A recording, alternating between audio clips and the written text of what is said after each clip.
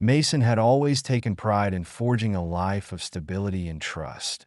He and Amelia had been married for 4 years.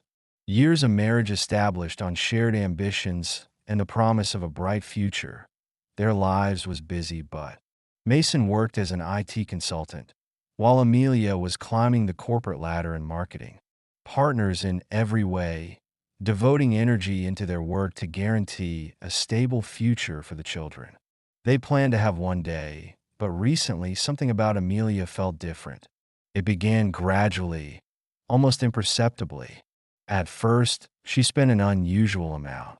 When Mason questioned who she was texting, Amelia would touch furiously on her phone screen, laugh it off, and say it was work-related. Her explanation looked logical. After all, she was up for a large promotion, so the hard hours and regular connection with her coworkers. Just part of the process, she assured him, but the justifications didn't set right with him.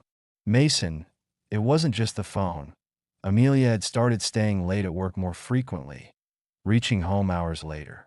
Mason wanted to believe her, but there were subtle indicators that tugged at the corners of his thoughts, as if she might dismiss his concern with a prepared composure or the distant. The expression she gave him as he pressed for specifics about her day. The breaking point came one Thursday evening in Amelia. As she stepped through the front door, her cheeks were slightly flushed and her hair was disheveled in an unusual way for her. Meticulousness, Mason noticed it immediately, the subtle but clear aroma of cologne, which he didn't recognize. Amelia, what is that smell? He asked, attempting to preserve his voice even though she paused for a second, her eyes dropping to the floor. Then she smiled a little. I stopped by a grade F store after work, but everything was overly loud and a little forced. I was choosing out a new smell for you. Surprising Mason's tummy twisted her. The statement was delivered with the precision of someone who has rehearsed it, yet the sharpness in her. The tone indicated a defensive edge. He didn't want to pursue anymore, but the disquiet was impossible to. Why didn't you mention it earlier? He carefully probed Amelia's countenance. Are you accusing me of something, Mason? I've been working extra to help us, and you're giving me, because I wanted to do something kind for you. The air between them changed. As her voice grew louder, Mason wanted to leave the issue, but later that night, as Amelia was showering, Mason perched at the edge of. Her response may have been excellent, but it didn't feel like it. Truth, that aroma stayed in his thoughts like a shadow. Something wasn't. The next morning, Mason sat at the kitchen table, staring at his untouched plate of scrambled eggs and toast across from him. Amelia scrolled on. Her phone, a cup of coffee in her free hand, the warm glow of the rising sun shone through the window, but the atmosphere was far from tranquil. The tension that had simmered all night. Mason could no longer ignore what had previously seemed awful. He carefully laid his fork down and took a deep breath. Amelia, before beginning his, "Can we talk for a minute?" She looked up from her phone, startled and unsure of what was going on. He hesitated, searching for the proper words. Everything is okay with us. I mean, in our relationship. Her expression flickered. Just for a second, but it was enough for Mason to notice. Of course, everything is fine, she quickly said, her voice light and airy. But Mason was not convinced. Amelia, so he pressed, leaning forward. Slightly. If there's something you're unhappy with, or if I've done something to make you feel remote, I want to know whether there's someone else or if marriage has become a hardship for you. Perhaps we should openly discuss it with her. The chuckle came too abruptly, harsh and frightened. Oh, Mason, don't be so foolish. Silly, he questioned, his voice harder now. I'm simply trying to grasp what you've.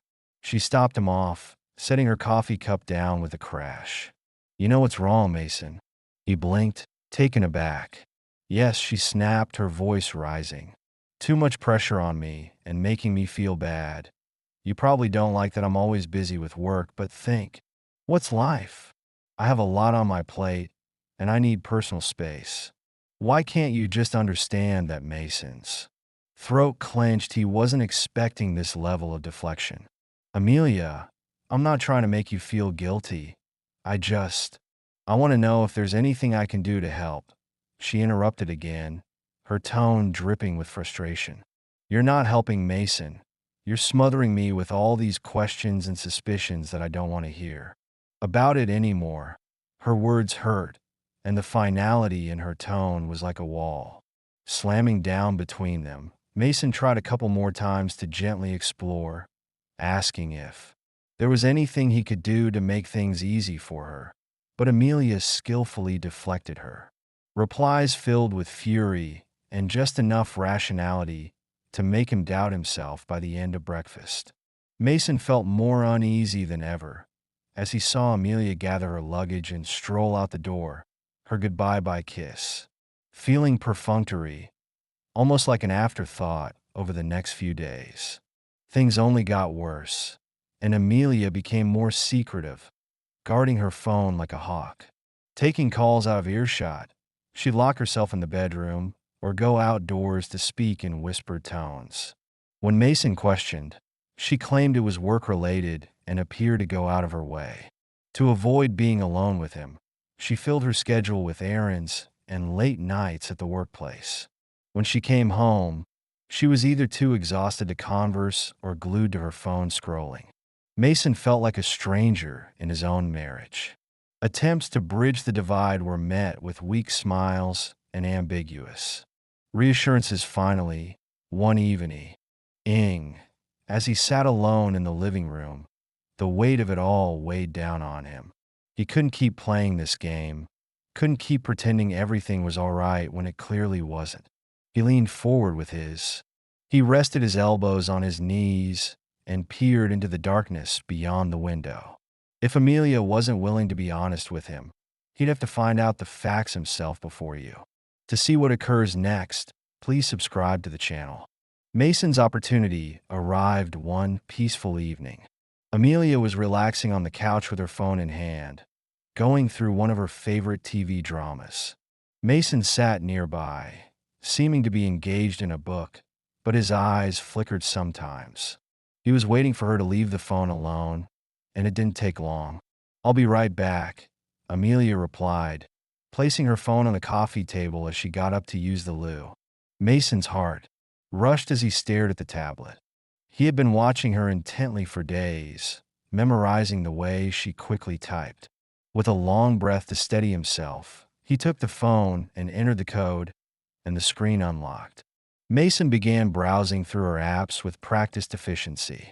He checked her messages first, but there was nothing. A single text pinched his brow as he opened her email app and then her social. Again, there was no indication of any conversations or interaction. It appeared as if Amelia didn't use her phone for anything other than fundamental. When he realized she was deleting everything, Mason sat back. Astonished, Amelia wasn't just being discreet. She was going to great lengths to cover her tracks. There weren't even any. She had previously stated that her continual texting was due to professional emails or texts. Mason hurriedly put the phone back on the table and returned to his perch on the couch, his heart beat in his chest as Amelia returned, apparently oblivious of his brief intrusion. The next day at work, Mason realized he wanted expert guidance from Jack. Mason, a young technician on his team, was known for his knack for digital forensics. He approached him during their lunch break, framing the scenario as a hypothetical. Jack, said someone, is it feasible to wipe everything from their phone, text messages, and emails? Recover that data, Mason said nonchalantly. Jack arched his eyebrow, curious. On the phone and how thorough they are. But yes, with the correct tools, you can retrieve data even. It's deleted. But why recover it when you can simply catch it before it's gone? Mason twisted his head. What do you mean you can put up a virtual clone of the phone? Jack explained simply, it mirrors the device. Every message or email or notifications are synced in real time. Even if the person deletes something, it's already backed up on the virtual copy. Mason leaned closer, dropping his voice. Of course, you could set this up hypothetically. Jack smirked. Hypothetically, yes, but you'd need access to the phone for a few minutes to install the appropriate software. Suspect someone is hiding something. Mason hesitated and replied yes. Something like that. Jack leaned back and thought, okay, here's what we do if you can distract the person long enough for me to link their phone to my tablet and set up the virtual copy. It will take a. For the first time in days, Mason felt a flare of hope after a few minutes. I'll owe you one. That evening, Mason asked Jack over under. When Amelia returned home that evening, Mason greeted her at the door under the pretense of assisting with a work project. With an easy smile, "Hey honey, this is Jack, my colleague, and we thought it would be wonderful to discuss." Amelia handed Jack an assignment outside of work for a while. "I hope you don't mind." Gracious nod, "Of course not," she responded, pulling off her shoes. "I'll be in. I had a long day in the kitchen and could use a glass of wine." Mason and Jack shared a short. As she disappeared into the kitchen, Jack murmured, "Where's her purse?" and Mason indicated towards the hall table there. "But she'll be back any second. How do we do this without her noticing?" Jack grinned. Creative Jack leaned in. "Remember to keep her busy for at least 5 or 10 minutes." "Minutes," Mason murmured back incredulously. Jack shrugged with a wicked grin. "What can I say? Genius takes time." Mason slipped into the hallway and grabbed her. Opening the purse as quietly as he could, he discovered her phone snuggled inside. Plucked it out and delivered it to Jack, who was waiting just around the corner. Mason whispered "Shing" Jack towards the chamber, as if they were part of some hidden espionage mission. Jack smirked, offering Mason. Amelia gave a thumbs up as she opened the fridge to get the wine bottle Mason sidled into the kitchen, all grins and fake casualness. "Hey, you know what I've been doing? Thinking about lately." She arched an eyebrow and poured herself a hefty drink. "What is that?" "I should really organize that drawer," Mason replied, nodding blankly towards a cluttered kitchen drawer that neither of them had touched in years. "You know, the one with all the takeaway menus." "Amelia, I believe there is even a half-eaten candy bar in there, along with outdated batteries." Give him a bewildered expression. "That's what's on your mind right now, definitely, Mason." "Amelia, you have inspired me with your emphasis on organization. How neat you always keep your purse." "So I thought my purse," Amelia replied suddenly, setting her wine glass down.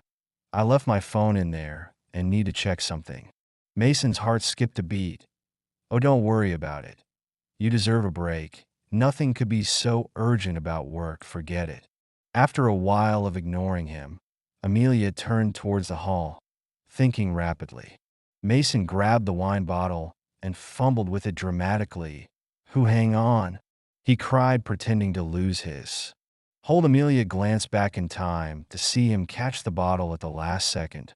Some I need pouring onto the counter. Cautious, she said, racing back to grab a towel. "Yeah, my bad," Mason responded, wiping sheepishly at the spill.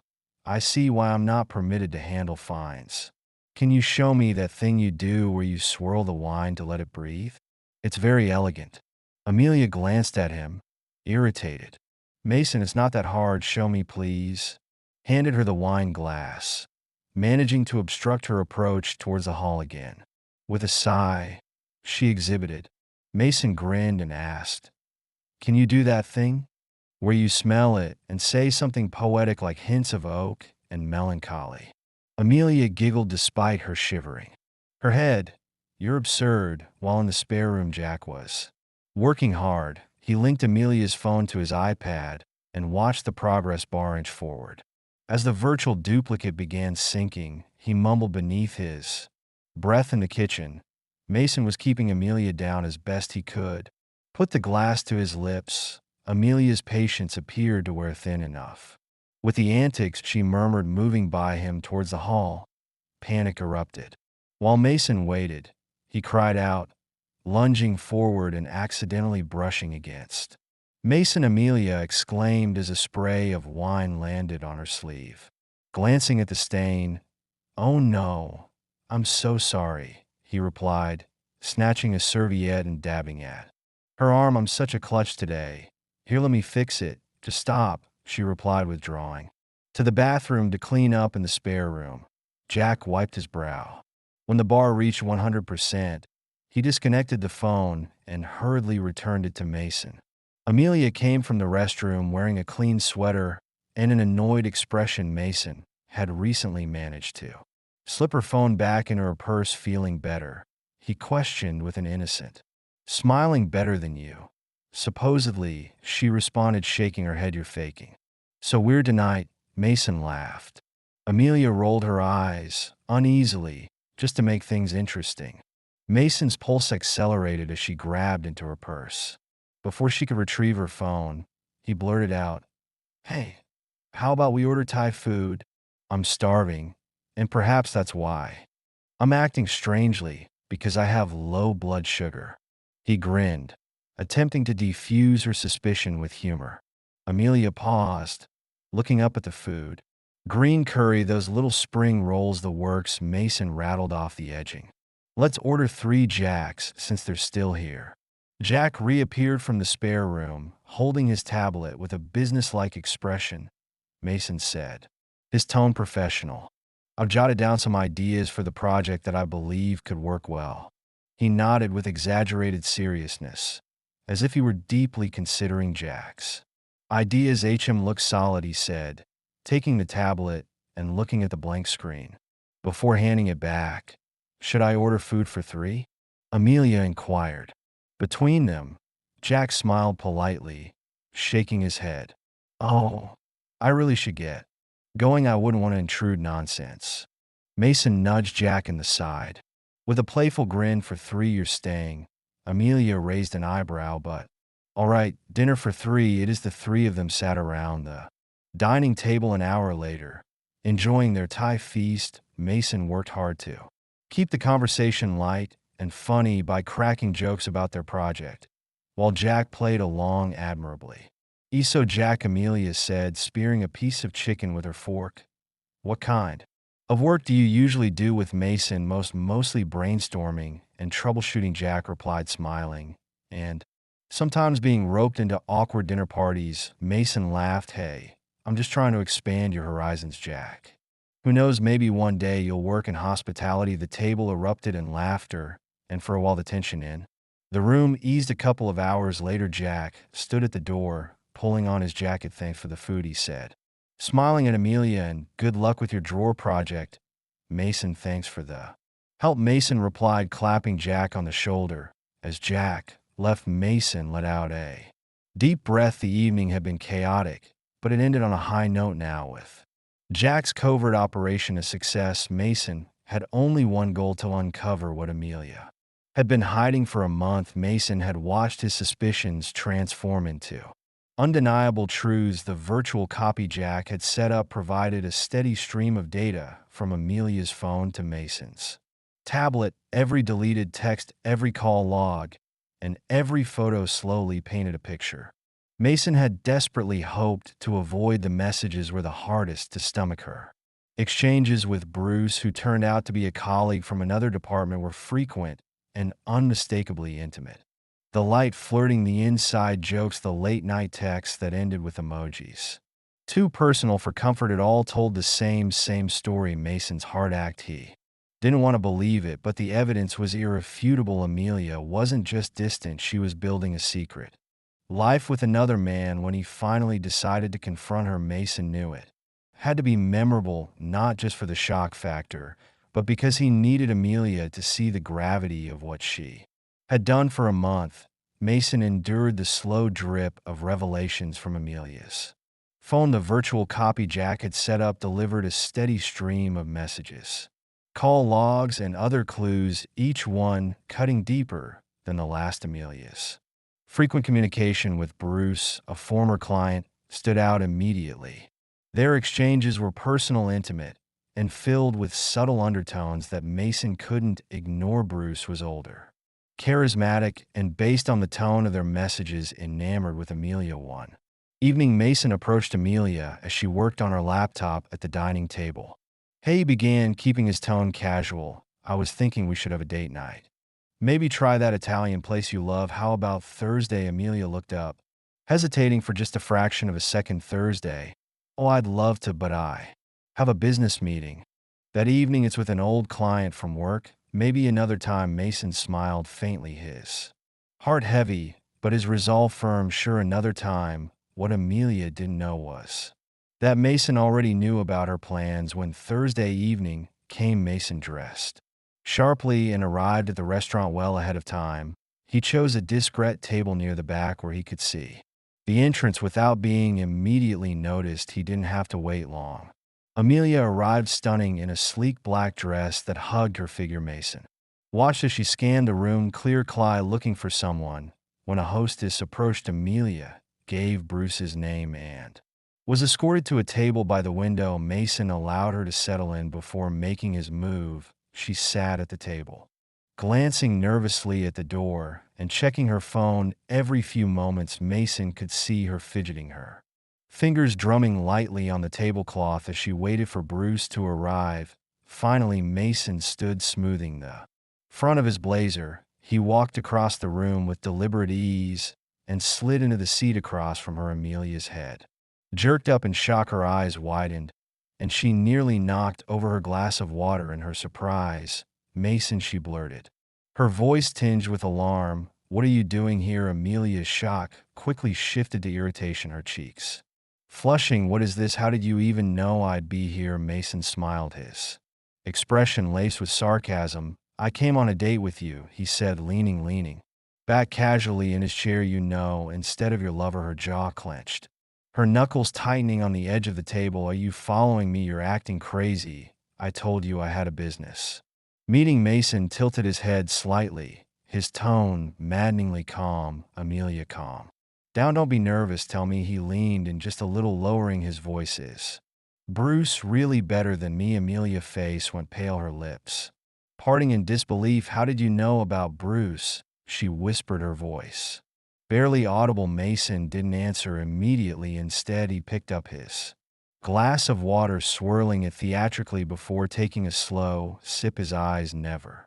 leaving hers. Then, with deliberate ease, he raised his hand to call over a waiter. I'll have the steak medium rare, Mason said, glancing briefly at the menu. An GL of your finest red. The waiter nodded and departed. Mason settled back into his chair as if nothing unusual were happening. Amelia stared at him, her mind racing. Your questions are weird, she said finally, her voice sharp with defiance.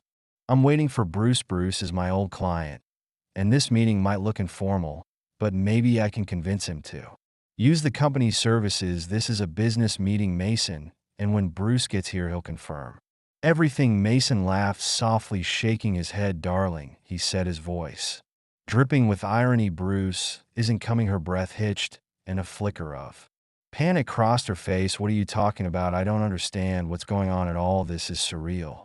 Mason leaned forward, his smile fading as he met her gaze with cold intensity. No. Amelia, what's surreal is watching my wife lie to my face for the first time. Amelia looked away, her confidence faltering. Mason saw her defenses crumble piece by piece, and he braced himself for what would come next. Why, Amelia? He asked softly, the hurt in his voice undeniable. Why, Bruce? Why? Amelia didn't answer right away, her eyes fixed on the tablecloth as though it held the answer. Amelia's frustration boiled over her voice, rising as she leaned across the table. Mason, you're talking some nonsense and trying to make me look like an idiot. Where is Bruce hanging around? He'll prove me right when he gets here. Mason shook his head, his expression calm but unyielding. Amelia, I'll say it again. Bruce is not coming. She let out a sharp laugh, the nervous edge unmistakable. What the hell? How do you know? Are you a seer now? I don't understand you at all, Mason. Maybe you've gone crazy. Mason raised an eyebrow, his tone steady as he replied. And did you know that Bruce is married, that he has 3 children? He paused deliberately. I just found out a little about him. That's all. The color drained from Amelia's face, what she snapped, her voice defensive. Well, even if that's true, why the hell are you playing detective? You're the crazy one here, not me. Mason sighed, his composure unshaken. Bruce isn't coming because he's busy with his wife. She apparently found out about your affair. Amelia's mouth opened, but no Words came out, her hands curled and a fist trembling slightly as the weight of Mason's words began to sink in. He leaned forward, fixing her with a sharp gaze. Amelia, I'm not a detective, but I've learned a lot over the past month. Did you really think that deleting everything on your phone would make me blind, that you could keep fooling me? She stared at him, her mind racing his words. His calm demeanor, everything about him, now carried a weight of certainty that she couldn't ignore. You're bluffing, she said finally, her voice cracking. You're just trying to mess with my head. At that moment, the waiter returned with Mason's steak, placing the plate in front of him. Mason thanked him with a nod and picked up his knife and fork, cutting into the meat as if they weren't in the middle of a storm. Amelia, he said calmly, his attention on slicing a perfect piece. I'm not bluffing. I know everything, and I made sure Bruce wouldn't interfere tonight. He has enough of his own problems to deal with now. Her jaw tightened and her hand darted into her purse, pulling out her phone. She unlocked it with trembling fingers and dialed Bruce's number. She held the phone to her ear, her eyes narrowing at Mason, but then a robotic voice spoke. The number you were trying to reach is currently disconnected. Ed, please try again later. Amelia's breath hitched and her fingers tightened around the phone. As she pulled it away from her ear, she stared at the screen, the words on the display confirming what Mason D just said. She looked back at him, her facade of confidence crumbling. Mason set his knife down, meeting her wide-eyed gaze with a look of quiet resolve. Still think I'm bluffing? He asked, his voice soft but laced with unmistakable authority. Amelia swallowed hard, her hands trembling as she placed the phone on the table. For the first time that evening, she was struck speechless. She realized that Mason wasn't joking, wasn't guessing. He had control of the situation, and she had no idea how deep his knowledge went. Mason took another bite of his steak, chewing thoughtfully before speaking. Again, Amelia, he said, I'm not here to make a scene. I just want the truth. No more games, no more lies. Amelia sat frozen, her mind a whirlwind of fear, anger, and confusion. The jokes were over, and she finally understood that Mason wasn't the naive husband she had underestimated. Amelia's face twisted with sudden rage, her hands slammed on the table as she leaned forward, her voice erupting into a furious shout. What do you want to know, Mason? What truth? I'm not telling you anything. You just decided to put on some kind of show to humiliate me and make me look like the bad girl. Leaned back in his chair, unfazed by her outburst. He sighed heavily and rolled his eyes. Amelia, I tried to talk to you nicely. Remember, a month ago, I offered to have an honest conversation. I wanted to work through this, but you brushed me off, denied everything, and acted like there was nothing to discuss. And now, when I've caught you red-handed, you still don't have the courage to face the truth and explain yourself. Amelia's eyes narrowed, her face flushing with indignation. I have nothing to explain. I'm not admitting to anything. Mason, what do you want from me? Mason's jaw tightened, and he leaned forward, his calm demeanor hardening. I understand now, he said quietly. You'll deny everything to the bitter end. I didn't think you could be this stubborn. Fine, Amelia, if you won't talk, then take this. Reaching into his bag, Mason pulled out a crisp-on envelope and slid it across the table toward her. The words divorce papers were printed in bold letters across the top. Alia froze, her breath catching as she stared at the documents. This is my last move, Mason said firmly. I gave you a chance to have an honest conversation, but you've made your choice. I'm done playing games. By the way, he added, his voice tinged with finality, I'm going home now. Your things will be waiting for you on the street. Any concerns can go right to my lawyer. Amelia's gaze darted between Mason and the papers, surprise etched across her face. She snatched the envelope, gripping it in her shaky hands as she stood quickly, her chair scraping noisily against the floor. Do you think you're the brightest person in the room, Mason? She spat, her voice trembling with fury and shame. You've acted like a scoundrel, a total monster. Mason answered her glance with an uncompromising ing gaze. No, Amelia, I've acted like a man who's finally done ing lied to without another word. Amelia turned on her heel and walked out of the restaurant, clutching the divorce papers closely. When Amelia returned home, her fury had only escalated. She fumbled for her keys as she neared the front door, but when she placed the key into the lock, it wouldn't turn. Confused, she attempted again, jiggling the key, but it was useless. Suddenly, she noticed them, her possessions, luggage boxes, and loose goods were heaped neatly on the front yard, illuminated by the warm glow of the porch light. A sensation of fear poured over her as the full weight of Mason's words set in. No, she mumbled beneath her breath, her hands trembling as she walked closer to the pile. On the topmost suitcase was a message written in Mason's neat handwriting. I warned you, the truth will catch up with you. Good luck, MIA. My lawyer would handle the rest. Tears welled up in her eyes as she realized the locks on the door had been. Mason was serious, and he had meticulously prepared for this moment. Amelia remained frozen on the grass, clutching the divorce papers. The enormity of her predicament crashed down on her. She had bet everything and lost the divorce trial, with Amelia striving to present herself as a victim and Mason as a dominating abuser. She fabricated tales of deception and emotional brutality in order to influence the court in her favor. But Mason was ready when the evidence of Amelia's affair with Bruce was revealed, along with text messages, call logs, and confirmation from Bruce's. The court saw through Amelia's lies and determined who was to blame. Her attempt to spin the story failed under the weight of overwhelming evidence. Bruce's wife played a vital role. Furious with her husband's infidelity and Amelia's bravado, she provided the key testimonies and evidence that revealed not only the affair, but also the unethical character of Amelia's activities. Bruce was a past client of Amelia's company, making the scandal much more damaging. The fallout was swift. Amelia not only lost the divorce lawsuit, leaving Mason with the property, the majority of their assets, and a favorable settlement. Also, her employer, reluctant to tolerate the embarrassment of an employee sleeping with a client, sacked her contract for misconduct. As Mason walked out of the courthouse on the last day of the trial, he felt a mixture of relief and regret. It wasn't the ending he had hoped for, but was the one Amelia had chosen by refusing to be honest.